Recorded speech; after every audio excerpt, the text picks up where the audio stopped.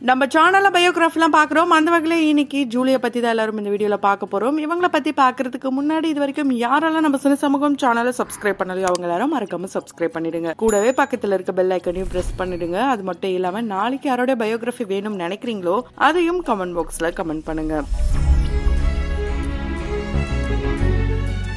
Actress Julia நம்ம எல்லாருக்கும் தெரியும். எல்லாருமே பிக் பாஸ் ஜூலியா அப்படின்னு நினைச்சுக்க போறீங்க. அவங்க வேற இவங்க வேற.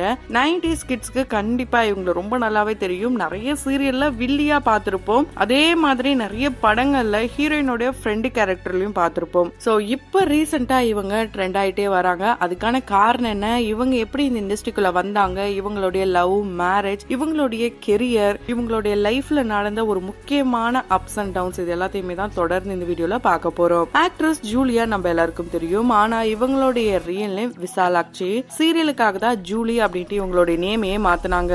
இவங்களுக்கு ஒரு சிஸ்டரும் இருக்காங்க. இவங்களுடைய அப்பாவோட ஃப்ரெண்டு டைரக்டரா இருந்ததுனால இவங்க ஸ்கூல் படிக்கிற காலத்துல இருந்தே ஆக்டிங்க்கு உள்ள வந்துட்டாங்கன்னே சொல்லலாம். குறிப்பா இவங்க வந்து கிட்டத்தட்ட 25 வருஷம் ஆகுது இந்த இண்டஸ்ட்ரிக்கு வந்து. ரொம்ப சக்சஸ்ஃபுல் பர்சனா வள வந்துட்டு இருக்காங்கன்னு தான் சொல்ல முடியும். ஏன்னா சின்ன திரையா இருக்கட்டும், வெள்ளி திரையா இருக்கட்டும், சின்ன திரை எடுத்துக்கிட்டோம்னா வில்லியா வள வந்தாங்க. வெள்ளி திரையில ஒரு நல்ல ஒரு காமான ரோல் எல்லாம் பண்ணிருக்காங்க. அக்டோபர் 28 தான் இவங்களுடைய பிறந்த நாள். இவங்களுடைய பிறந்த நாளை ஒரு சீரியல் செட்ல இருந்த எல்லாருமே கொண்டாடினாங்கன்னா அது ரொம்ப சந்தோஷமான விஷயமாம். இவங்களுடைய வாழ்க்கையில மறக்கவே முடியாத ஒரு தருணமாம். இவங்க ஒரு ஆக்ட்ரஸ் அப்படின்னு சொல்றதுக்கு முன்னாடியே டான்சர் சொல்லலாம். டான்சிங் மூலமா அவங்களுடைய எக்ஸ்பிரஷன் ஒரு குயினாவே வள வந்திருக்காங்க. ஜோடி நம்பர் 1ல எல்லாம் இவங்க பார்ட்டிசிபேட் பண்ணிருக்காங்க. கண்டிப்பா இவங்களை நான் அதுல பாத்திருக்கேன், இவங்களுக்கு ஞாபகம் இருக்கு அப்படின்ட்டு யாரெல்லாம் சொல்றீங்களோ அவங்க மறக்காம கமெண்ட் பாக்ஸ்ல கமெண்ட் பண்ணுங்க. ஃபர்ஸ்ட் சன் டிவில கோகிலா எங்கே போகிறாள் இந்த சீரியல்ல ஈஸ்வரி ராவ் அவர்கள் தான் வந்து ஹீரோயினா நடிச்சிருப்பாங்க. ரொம்ப லாங் ஹேர் இவங்களுக்கு இருந்துதான். ஈஸ்வரி ராவ் இவங்க தான் ஹீரோயினா நடிச்சிருக்காங்க. இவங்களுக்கு இந்த சீரியல்ல சில டூப்லாம் போட்டவங்களே ஜூலி தானாங்க. ஜூலி அவர்களுக்கு அப்ப ரொம்ப லாங் ஹேரா இருந்துதாம். அதனாலேயே நிறைய சீரியல் அடுத்தடுத்துலாம் வந்திருக்காம். அந்த வகையில சின்ன ரோல்ஸ் எல்லாம் பண்ணிட்டு இருந்த இவங்க அப்படியே கஸ்தூரி அப்படின்ற சீரியல்ல பாத்தீங்கன்னா ஒரு கொடூரமான வில்லியா வள வந்தாங்கன்னே சொல்லலாம். அந்த சீரியலை ஃபாலோ பண்ண ஃபேன்ஸ் இவங்களை எங்கேயாவது பார்த்தாங்க அப்படின்னா நீங்க அந்த வில்லி தானே, ஏன் அப்படிலாம் பண்றீங்கன்ட்டு நேரடியாக அடிக்கலாம் கூட செஞ்சிருக்காங்களாம். நிறைய திட்டுலாம் வாங்கியிருக்காங்களாம். ஸோ நமக்கு வில்லி ரோல் கரெக்ட் ஆயிடுச்சு, அதே நம்ம ஃபாலோ பண்ணலான்ட்டு நிறைய சீரியல்ல இவங்க வில்லியா நடிச்சாங்க. ரொம்ப டாப் லெவல்ல இருக்கும் போதே இவங்களுக்கு திருமணமும் ஆயிடுச்சு. இவங்களுடைய திருமண வாழ்க்கை ரொம்பவே இன்ட்ரெஸ்டிங்கான விஷயம்னே சொல்லலாம். 2014 ஒரு டைரக்டரை இவங்க திருமணம் பண்ணாங்க. இவங்களுடைய வாழ்க்கையிலே மறக்க முடியாத, இவங்களுடைய வாழ்க்கையை திருப்பி போட்ட ஒரு ஷோ அப்படின்னா அது சன் டிவில அமுல் சூப்பர் குடும்பம் அப்படின்ற ஒரு ஷோ தான். அந்த ஷோல ஒன் ஆஃப் த டைரக்டரா இருந்தவர் தான் மணிகண்டன். அவருக்கு இவங்க ஒரு லவ் லெட்டரும் எழுதியிருக்காங்க. இது போல உங்களுக்கு என்ன பிடிக்கும் தெரியும், எனக்கு உங்களை ரொம்ப பிடிச்சிருக்கு, இதை நம்ம 2 பேருமே சொல்லாம இருந்தா டைம் தான் வேஸ்ட் ஆகும், அதனாலதான் இந்த லெட்டரை உங்களுக்கு கொடுக்குறேன்ட்டு அந்த லெட்டர்ல ரொம்ப சிம்பிளான விஷயங்கள்லாம் எழுதினாங்களாம். அதை பார்த்துட்டு அவர் டைரக்டா இவங்களுடைய வீட்டுக்கே வந்து பேசியிருக்காரு.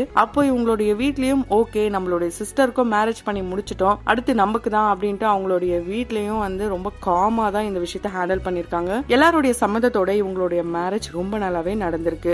நிறைய செலிபிரிட்டிஸ் எல்லாம் கலந்துகிட்டாங்களாம். இவங்க மேரேஜ் ஆன கொஞ்ச நாள்லயே இவங்க பிரெக்னென்டாவும் ஆயிருக்காங்க. ஆனா ஒரு சில காரணங்களால அந்த குழந்தை இல்லாம போயிருக்கு. கொஞ்ச நாளைக்கு அப்புறமா செகண்ட் டைமும் பிரெக்னென்ட் ஆயிருக்காங்க. அப்ப டியூப்ல வந்து பாப்பா வந்து உருவாயிருக்காம். அதனால ரொம்பவே பயத்துல அந்த பாப்பாவும் இல்லாம போயிருக்கு. சோ ரொம்பவே இவங்க வந்து உயிர் பழைச்சு வந்தாங்க. நிறைய ஹெல்த் இஷ்யூலாம் இருந்ததாம். அது எல்லாத்தில இருந்து கடந்து வரும்போது இவங்களுடைய கணவர் ரொம்ப கேரிங் பர்சன், சப்போர்ட்டிவ் பர்சனா இருந்ததுனாலதான் இப்ப இவங்க 42 வயசு ஆனாலும் நிறைய பேர் நெகட்டிவாலாம் சொன்னாங்களா. நிறைய ஃபங்க்ஷன்ஸ்க்கு எல்லாம் போகும்போது என்ன இதுக்கப்புறம் குழந்தை இல்லையா இப்படி எல்லாம் கேட்கும் போது ரொம்ப டிப்ரெஷனுக்குள்ளலாம் போவாங்களாம். அந்த நேரத்துல ரொம்ப அழகா ஹேண்டில் பண்றது அவங்களுடைய கணவர் தானாம். இப்போ இவங்க பல வருஷம் கிட்டத்தட்ட 10 வருஷம் குழந்தை இல்லாம 42வது வயதுல கர்ப்பமா இருக்காங்க.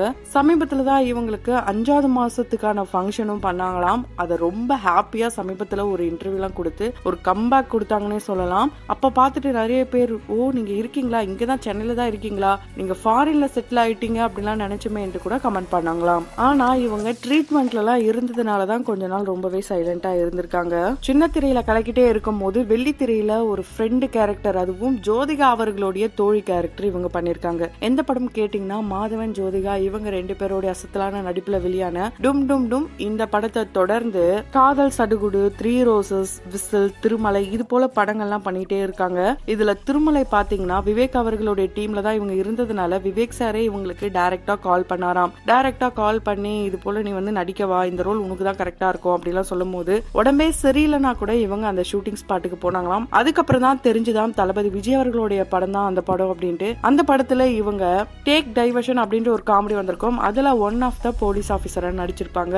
அப்ப இவங்களுக்கு ரொம்பவே உடம்பு முடியாம தான் இருந்ததாம். ஆனா விஜய் அவர்களுடைய ஒரு தீவிரமான பைத்தியமான ஒரு ரசிகையா இவங்க இருந்ததுனால அந்த ரோல ரொம்ப நல்லாவே அழகா அட்டம் பண்ணிருப்பாங்கன்னு சொல்லலாம். விவேக் அவர்கள் தான் இவங்களுடைய குருவா, சொல்ல போனா கடவுள் அப்படின்னு தான் சொல்லியிருக்காங்க. அவருடைய மறைவை இவங்களால ஏத்துக்கவே முடியல.